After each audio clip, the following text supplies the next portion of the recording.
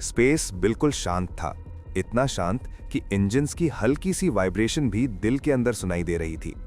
Mission simple था, moon के पास एक ऑर्बिटल टेस्ट, फिर रिटर्न। लेकिन जैसे ही rocket earth moon transfer phase में एंटर हुआ, कॉकपिट में एक लाइन फ्लैश हुई, trajectory deviation detected. Next 3 seconds में अलार्म्स बजने लगे, गाइडेंस कंप्यूटर फ्रीज हो गया, और जब कमांडर ने मैनुअल कैमरा फीड ओपन की तो जो सामने था वो मून नहीं था, वो ज्यादा ब्राइट था, ज्यादा क्लोज था, और उसकी सरफेस अननेचुरल तरीके से चमक रही थी। उस मोमेंट पर सबको समझ आ गया, हम गलत जगह जा रहे हैं। प्रॉब्लम रॉकेट के ऑटो पायलट में थी।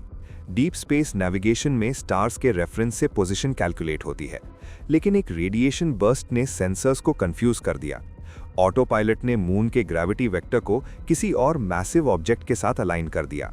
रॉकेट ने खुद को करेक्ट करने की कोशिश की, लेकिन स्पेस में एक बार गलत डायरेक्शन पकड़ लो तो फ्यूल सिर्फ मिस्टेक को धीरे करता है, रोक नहीं सकता। और यहीं पे एक डेंजरस सवाल उठता है, अगर ये मून नहीं है तो फिर ये चीज इतनी स्ट्रॉन्ग ग्रेविटी क्यों दिखा रही है? जैसे ही प्लैनेट का डेटा डिकोड हुआ, कंट्रोल रूम में साइलेंस छा गया। ये कोई रैंडम एस्टेरॉयड नहीं था, ये था 55 कैनक्री ई, एक एक्सोप्लैनेट, अर्थ से 40 लाइट ईयर्स दूर। साइंटिस्ट्स मानते हैं कि इसका इंटीरियर कार्बन रिच है और एक्सट्रीम प्रेशर की वजह से सरफेस डायमंड लाइक क्रिस्टल बन चुकी है। लेकिन शाइनी होने का मतलब सेफ होना नहीं होता। ये प्लैनेट अपने स्टार के इतना पास है कि यहाँ दिन का टेम्परेचर 2000 डिग्री सेल्सियस से ऊपर जा सकता है। मतलब यहाँ एटमॉस्फेयर स्टेबल नहीं, सरफेस मोल्टन है, और सर्वाइवल सिर्फ थ्योरी में पॉसिबल। रॉकेट इमरजेंसी डिसेंट में चला गया। मैनुअल कंट्रोल में सिर्फ एक ही ऑप्शन था, क्रैश लैंडिंग अवॉइड करना। थ्रस्टर्स फुल पावर पे गए, फ्यूल रैपिडली बर्न हो रहा था। लास्ट मोमेंट पे रॉकेट ने सरफेस टच की और स्किड करता हुआ रुक गया। इम्पैक्ट सर्वाइव हो गया, क्रू भी। लेकिन जैसे ही इंजन्स शटडाउन हुए, हल टेम्परेचर बढ़ने लगा। एक्सटर्नल सेंसर्स बता रहे थे बाहर की हीट लिमिट्स क्रॉस कर रही है, कूलिंग सिस्टम ओवरलोड हो रहा था। और यहीं पे सबसे खतरनाक चीज शुरू होती है, क्योंकि स्पेस में रॉकेट खुद तुम्हारा लाइफ सपोर्ट होता है। बाहर निकलना सुसाइड जैसा था। प्लैनेट का सरफेस सॉलिड दिखता था, लेकिन नीचे मोल्टन लावा ओशंस फ्लो कर रहे थे। डायमंड लाइक क्रस्ट स्ट्रॉन्ग थी पर ब्रिटल। एक गलत स्टेप और सरफेस क्रैक हो सकती थी, और क्रैक्स के नीचे लावा। सूट सिर्फ लिमिटेड हीट और प्रेशर के लिए डिजाइन होता है। यहाँ का एनवायरनमेंट अर्थ या मून जैसा नहीं था, यहाँ फिजिक्स थोड़ी सी अलग बिहेव करती है। और टाइम के साथ एक और इशू स्टार्ट हुआ। ऑक्सीजन कंजम्पशन नॉर्मल से ज्यादा हो रही थी, क्योंकि कूलिंग सिस्टम्स एक्स्ट्रा पावर खींच रहे थे। 6 आवर्स पास हो चुके थे। रॉकेट का थर्मल शील्ड स्लोली वीकन हो रहा था। अर्थ से कम्युनिकेशन डिले के साथ आ रही थी। रियल टाइम गाइडेंस पॉसिबल नहीं थी। अब डिसीजंस क्रू को खुद लेने थे।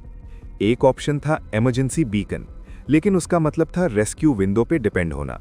और अगर 24 आवर्स के अंदर रेस्क्यू नहीं आया तो हीट रॉकेट को परमानेंटली डैमेज कर देगी। और हाँ, अगर तुम्हें पहले मून और मार्स सर्वाइवल वाली वीडियोस देख चुके हो तो तुम जानते हो कि स्पेस मिशंस में हर डिसीजन इररिवर्सिबल होता है। और हाँ, अगर नहीं देखी तो सब्सक्राइब कर लेना, क्योंकि ये यूनिवर्स और भी ब्रूटल होने वाला है। 12th आवर पे सरफेस वाइब्रेशन इंक्रीज हुई। प्लैनेट का क्रस्ट थर्मल स्ट्रेस से क्रैक कर रहा था। रॉकेट के लैंडिंग लेग्स अनइवन ग्राउंड की वजह से शिफ्ट होने लगे। एक लेग स्लिप हुआ और रॉकेट थोड़ा टिल्ट हो गया। अगर ये और टिल्ट करता तो अपराइट लॉन्च इम्पॉसिबल हो जाता। और यहीं पे सबको समझ आ गया, ये सिर्फ सर्वाइवल नहीं, एस्केप का मिशन बन चुका है। 18th hour, carbon micro particle soot filters में डिटेक्ट हुए। डायमंड डस्ट, जो लंग्स के लिए लीथल होती है।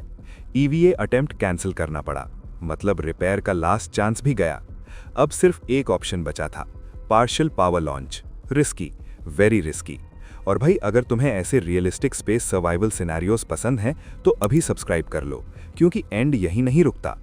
23rd hour, fuel barely enough था। इंजन्स हीट डैमेज थे, लेकिन आइडल रहने से ज्यादा डेंजरस था रुकना। काउंटडाउन स्टार्ट हुआ। 3, 2, 1। रॉकेट सरफेस से लिफ्ट हुआ, थोड़ा अनस्टेबल, लेकिन ग्रेविटी वेल से निकल गया। मिशन टेक्निकली सक्सेसफुल था, क्रू जिंदा था, लेकिन एक चीज पीछे रह गई। एक क्रू मेंबर जो स्टेबलाइजेशन के वक्त डिस्कनेक्ट हो गया था। Signal lost. और रॉकेट के कार्गो बे में प्लैनेट का कार्बन क्रिस्टल सैंपल, जो अर्थ की एनर्जी और टेक्नोलॉजी को बदल सकता था। हम वापस आ गए, लेकिन जो हम साथ लाए वो सिर्फ एक डिस्कवरी नहीं थी, वो एक वार्निंग थी। हर शाइनी प्लैनेट पैराडाइज नहीं होता। और अगला सवाल ये है कि अगर ह्यूमैनिटी दोबारा वहां गई तो क्या हम सर्वाइव करने जाएंगे या सिर्फ लूटने?